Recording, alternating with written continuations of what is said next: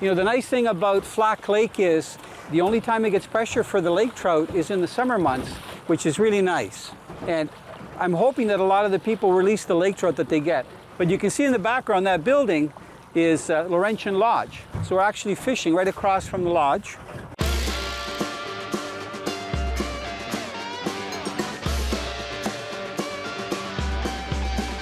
Let's go fishing. People, when you're in the mood, let's go fishing. Well, it's just me and you. Head on down to the fishing hole. Grab your hat, get your pole. Let's go fishing when you're in the mood. Canadian Sport Fishing is brought to you by Rapala, premium fishing gear crafted from experience. Yamaha Outboards, reliability starts here. Sail, the outdoors superstore. Fisher Girl, catch the passion.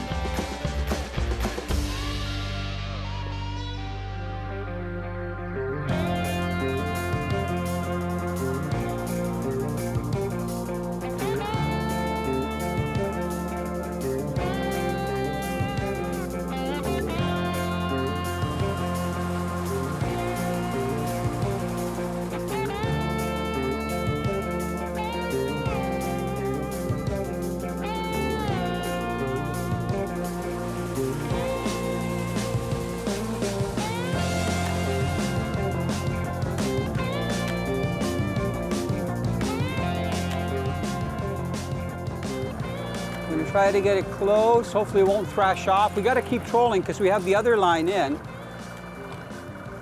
Actually, I can see it on the surface. Pretty fish. The limit is actually 2 lake trout here in Flack Lake, but we're not keeping any of the fish. I understand that you can keep one under 15 inches and one over 15 inches. Okay? So there's a nice native barb. Look how beautiful this looks. Native Ontario lake trout. Oh, wow. See it? Awesome. And good.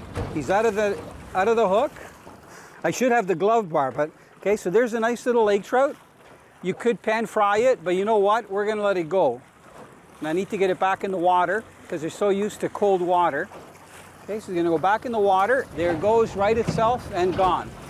That was quick, Barb. That was fast. 10 minutes. Now the spoon that I got that fish on is not very large, and it's probably the size of the bait fish that the lake trout are feeding on. So you can see it right here. You can see that it's about 2.5 inches long, and it's got an actual print of a fish's side on the side. So it's like a copper color on one side. On the front it's nickel with that nice color pattern on it. And it worked really well. I'm gonna get it back in the water.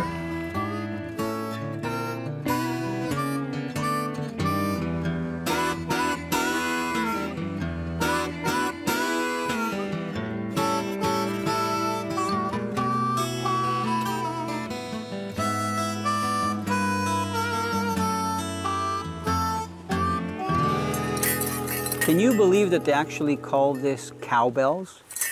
Kind of sounds like a cowbell, eh? What this is a gang troll or a Christmas tree. And the whole idea is that you put this in line when you're trolling deep in 100 or 200 feet of water, anywhere from 30 to 70 feet down. And then at the tag end of this, you would put a leader on anywhere from about 5 to 10 feet, and then one of these spoons, like the ones I'm holding up here. You can see that all of them have one thing in common. They're quite thin. You can cast them, but you can't cast them as far as some heavier spoons. And they're really designed to follow the steel line when you're fishing for lake trout. So they're more of a fluttering spoon. So if you're fishing deep water for lake trout, I mean, you can be fishing for salmon in the Great Lakes, but especially when you come up north and you're dealing with a large bay where the water's maybe 100 to 250 feet deep, and you're trying to track the lake trout, even a small eating-sized lake trout, using a gang troll like this, followed by a spoon behind it, will catch your fish.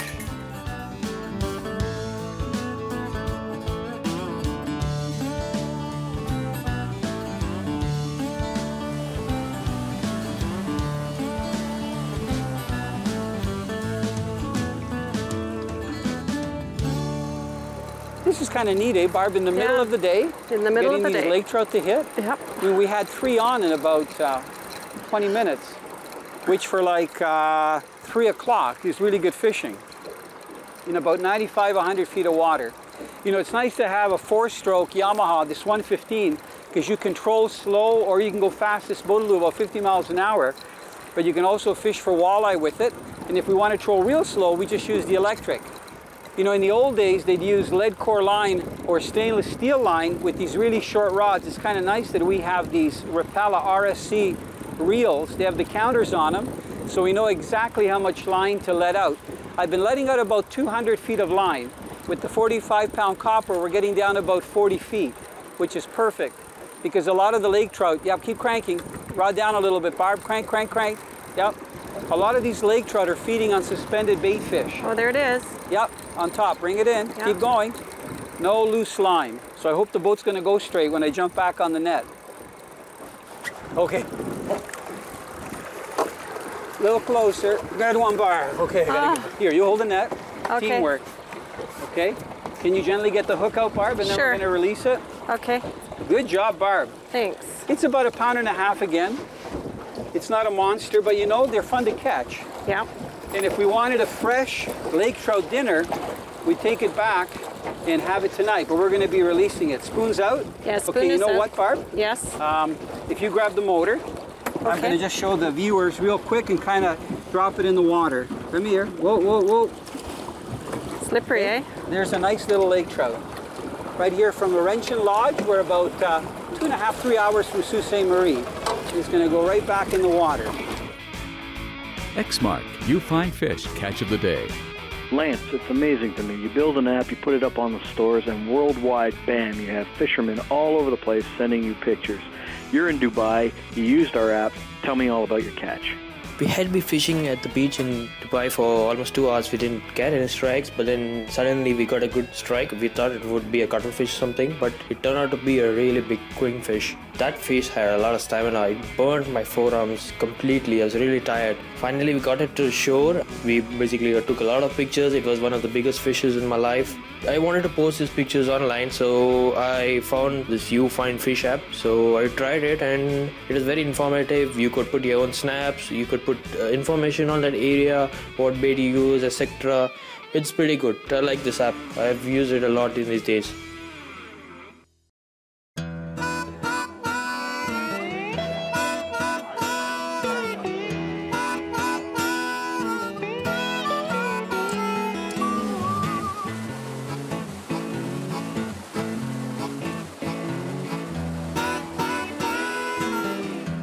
Hi, my name is Autumn Danaher, and I'm an employee here at the beautiful Laurentian Lodge. Laurentian Lodge is situated 2.5 hours from Sault Ste. Marie, Ontario, and it is located on Flack Lake. As you can see behind me, there's a beautiful waterfall which leads into Mickle Lake and also follows along the Boland River. At Laurentian Lodge, we have a large motel unit which accommodates over 100 people, as well as 7 cottages. You can come here for plenty of activities, enjoy the beautiful hiking trails, see some wildlife, take in the beautiful scenery, and don't forget to bring your fishing rod.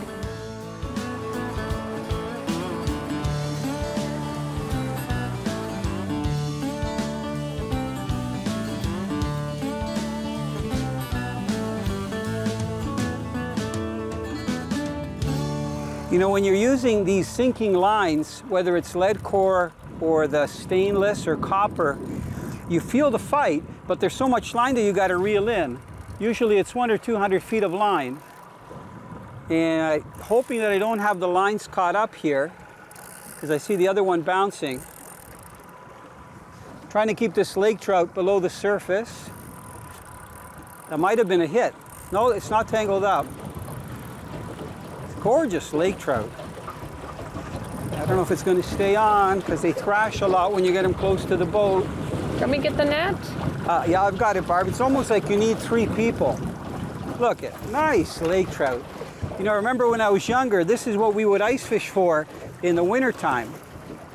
So again, I'm going to try to hold it up for you real quick because you can see I don't even have to take the hook out. They throw the hook. So there's a nice lake trout again. They're all about the same size. So it's a very healthy fishery. Just gonna let it go. There it goes. Fisher girl! Catch the passion! Okay guys, so this is really neat right here. I've got a slip bobber, which allows the line to go right through the bobber. And it just goes up and down on the line like that. Up at the top here is called a bobber stop, which stops the bobber from going any further. And it's very easy just to move up so that it can go deeper, and you can move it down so that it goes shallower. A slip bobber rig is ideal if you're planning on fishing a float in deeper water where the distance from the float set to the hook is longer than your fishing rod. Because when you reel in your line, the bobber stop goes right onto your reel and doesn't interfere with the casting, and your float is very close to the tip and the rig. So that means you can cast very easily. The other advantage is that when you do get a bite with a slip bobber, when you set the hook, the line goes through the float. So you're not dragging the float on the surface when you're trying to set the hook into the fish. So you get a really good hook set. So it's an excellent rig to use. Closed captioning is brought to you by Nathan Boats, Canada's finest aluminum boats. If you're fishing clear water lakes that have lake trout and smallmouth bass, it's very important that the line that connects to your lure is as invisible as possible. What I like to do is to use the Suffix fluorocarbon leader material.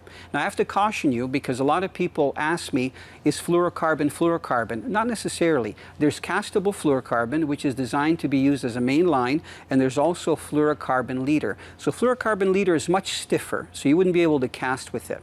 So it works really well, especially when you're making a presentation where the fish have a chance to look at the lure that you've got and the line that's behind it. Now for those of you that may not be familiar with these, this is the spin shot hook. You can see that the hook is literally placed on a swivel with an eye above and an eye below. It's designed to be rigged on your line with the hook facing up and the line going through it, so that if you're using bait that swims around or your line twists, there's no way that it's going to twist. But when a fish hits it, it's going to grab the hook. If you like to use a drop shot rig, the spin shot hooks will really increase your catch.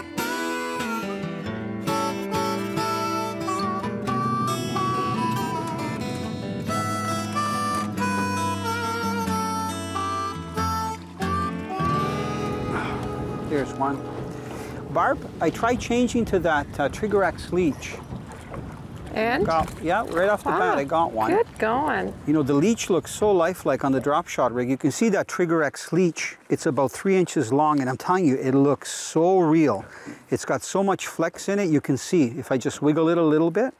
So it's perfect fish on that spin shot hook in that drop shot rig. So again, a small guy, but I'm going to be releasing him and keep fishing this break. That was my first cast with the leech. You know, this lake is very cold and rock bottom, but I got a feeling there's still leeches in it, and the water's clear, so we're not using very large baits. The largest bait is about 4 inches. So I'm just going to keep working this break. Tell you what, it's getting a little challenging with the breeze. You got to appreciate the scenery though. Look, this beautiful high ridges that you see. There's so many lakes when you come up here to Sault Ste. Marie. The St. Mary's River is a wonderful body of water, and there's lots of walleye fishing. The Atlantic salmon are in now, but here at Laurentian Lodge, it's awesome because you can get lake trout and these beautiful smallmouth bass from the crystal clear water.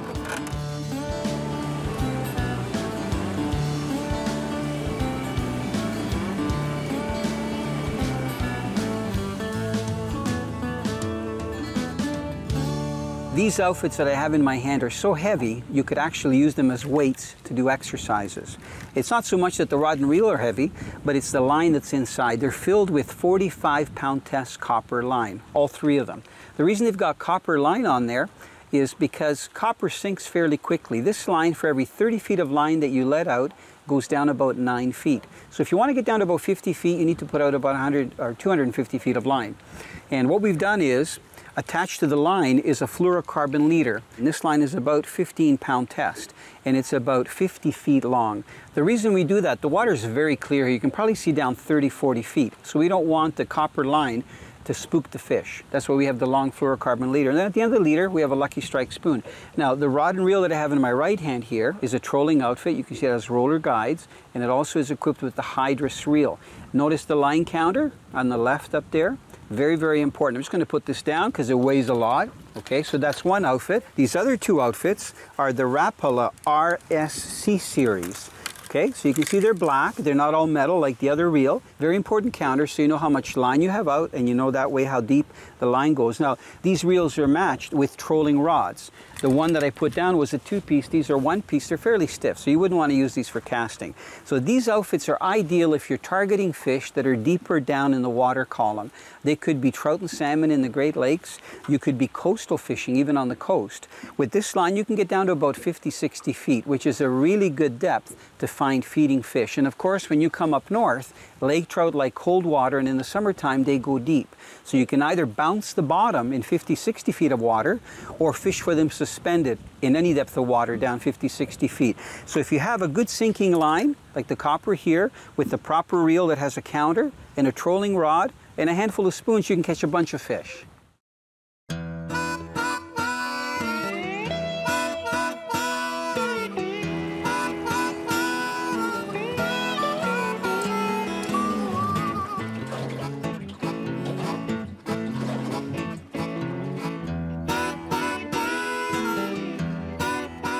Oh, crank, crank, crank. Keep the pressure on it. You're doing great. That fish, we're in 102 feet, Barb, when it hit. Keep cranking. Do you feel it? Yeah. Crank, crank, crank. It's amazing, eh? All afternoon, Barb, we're getting these fish. Yeah. You know, you have to be 2 people, minimum, when you're trolling like this. If you have a tiller handle boat, it's one thing. But when you have a console like this with the steering wheel, one person has to be on the steering wheel. We're okay this afternoon because we've got really nice conditions. And right now we're going with the wind. So when Barb gets this fish on top and gets it closer, I'll actually put it in neutral for me to go back and get the net and get it in the net. So the fish can't really fight that much because we're trolling. It's much like being out on a charter on the Great Lakes, but it's a lot of fun. Usually when you get them in the last 50 to 80 feet, they start thrashing, and that's sometimes when they get off. So you can have a choice. You can keep it below the surface, Barb, or try to get it on top. I would keep it below the surface, because if it gets on top and it head shakes, it could throw the hook. Okay. So when you get close to the fluorocarbon leader, I'd put the rod down while you reel, so that it's kind of forcing the fish below the surface. Because the higher up you hold it, the more it's going to pull it on top. Oh, okay. Yeah, it's that last 50 feet when they really start thrashing. Okay, Barb, I'm going to put it in neutral. You keep reeling, okay? Yeah. You reeling? Yeah. Good. I'm watching the other rod too, just in case. Okay, perfect. You know, you got to appreciate it, even though these things aren't big, because they're wild, there's a special meaning about them. You know, we have to keep the fish out of the water for a split second, but we are trying to release them as quickly as we can. Another little lake trout, and I'm just going to drop it down. There it goes. And perfect. Barb, see if you can get the hook out, and I'll just keep trolling. Go back to the deep water. We're in 57 feet. We actually might get a hit because that spoon is fluttering down. A lot of times with lake trout, when you make a turn, and if you're using 2 lines, one of the lines drop and the spoon flutters a little bit, that's actually when you get a lake trout to hit, because they'll follow a spoon for a long time. Okay, Barb, if you want to grab the steering, we're going to go across. We're going to, on the drop off, and I'll let the line out again. Okay.